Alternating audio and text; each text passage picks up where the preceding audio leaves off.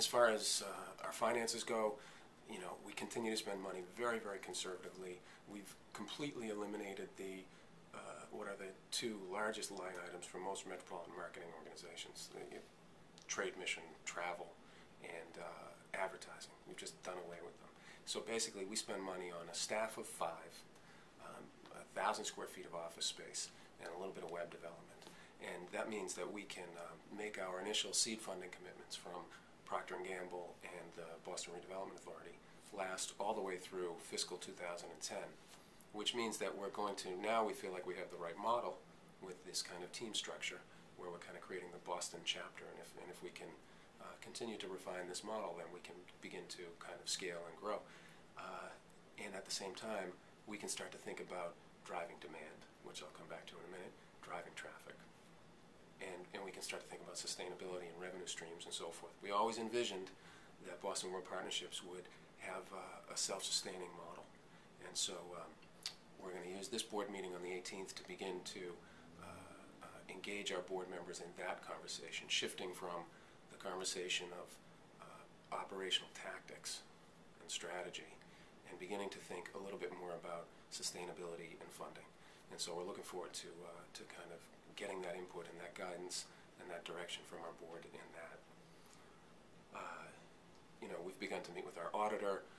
We've met with our treasurer. So all the kind of standard, we've brought in an accountant to oversee our bookkeeping and so forth. So all the kind of good operations, smart financial management, all that's in place.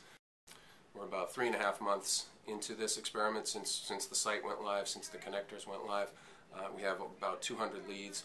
We expect to audit those leads and that through the audit to disqualify maybe 20% of them. We think that we need to be very rigorous in terms of our definition and make sure that everything that we're reporting lives up to our definition, so that the commodity, the yield of all this effort really maintains its integrity and maintains its value. That's very, very important. So we'll audit our own leads pretty rigorously, and we will disqualify those that don't live up to it.